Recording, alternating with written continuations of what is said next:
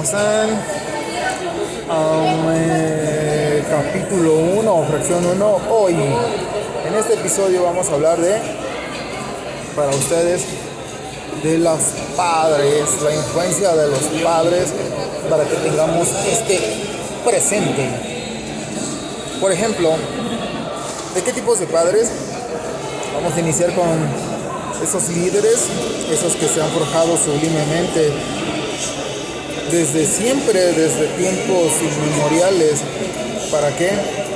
Para dirigir, asesorar, forjar nuevas generaciones, emperadores, sociedades, reinos, pueblos, naciones, o también les llaman curas, o también les llaman sacerdotes. Ese tipo de padres vamos a hablar ahora. Vamos a iniciar sobre el Antiguo Egipto. Esa cultura que es lo que tiene de enigmática, pues también tiene mucha similitud, ¿no? En lo que es la influencia de la cultura prehispánica mexicana. Los sacerdotes de ese entonces, pues eran prácticamente los asesores que coordinaron ese imperio. En su momento, antes del Imperio Romano, fue el que ejerció mayor poder en el mundo. ¿Con quién nos vamos después?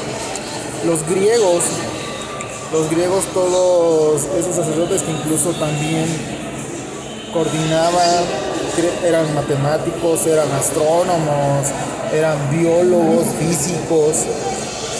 Por ejemplo, de la línea donde después se forjó Platón, Aristóteles, Pitágoras, todos ellos.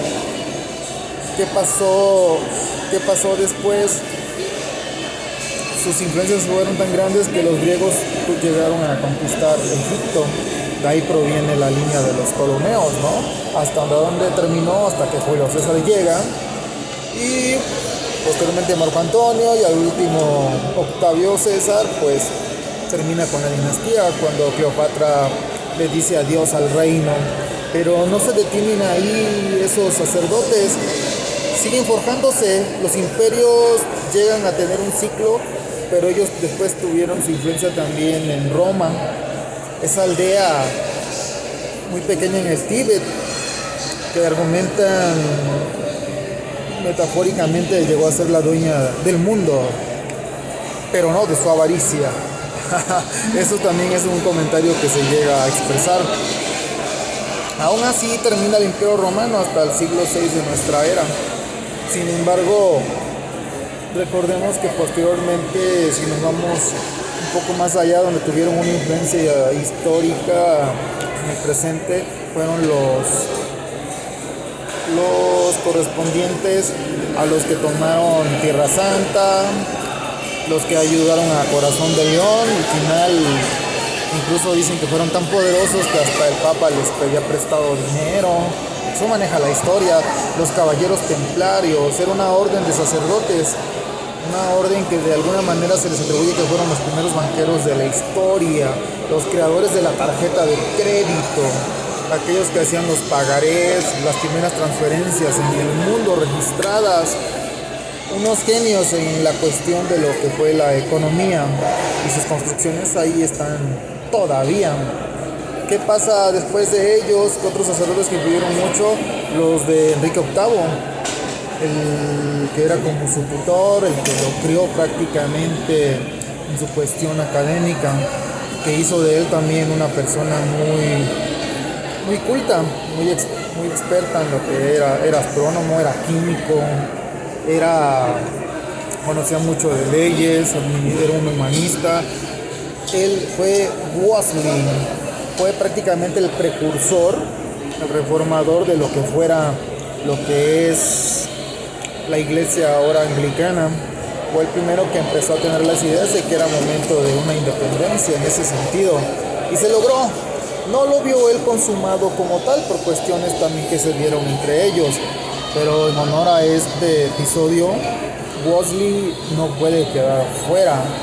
¿Qué pasa posteriormente para que en este nuevo mundo, quienes asesoran? Que fue un tiempo también paralelo con Wolsey, cuando vinieron los franciscanos, por ejemplo, esos sacerdotes que vinieron a evangelizar aquí a América. Y Cristóbal Colón, ni se duda, venía acompañado de varios. De hecho, la conquista se maneja aquí que la conquista principal en América, no solo en México, en América y en otras partes del mundo, por parte principalmente del Imperio Español, fue a través de la religión. ¿Y quiénes fueron los precursores? No las armas, fueron la inteligencia, las estrategias cognitivas que usaban los sacerdotes, los padres. He ahí otro ejemplo más. Yo creo que también de ahí viene, ¿no? Que más vale una buena pluma que una buena espada. En la Segunda Guerra Mundial primero decían que una ametralladora. En fin, ¿qué pasa posteriormente? No hace tanto en nuestra historia, algo que influye en lo que somos ahora. Los padres que encabezaron la independencia, aunque ahora digan que ellos sí, que ellos no, ellos fueron los líderes reconocidos: Miguel Hidalgo, Mariano Matamoros, José María Morelos y muchos más que anduvieron en esa estructura, que no solo movieron un pueblo, ni siquiera movieron solamente México, movieron el imperio completo, el imperio español, que era incluso mucho más grande que lo que había sido el imperio romano. Esa frase, recordemos, que decía Carlos V, que en su imperio nunca se ocultaba el sol.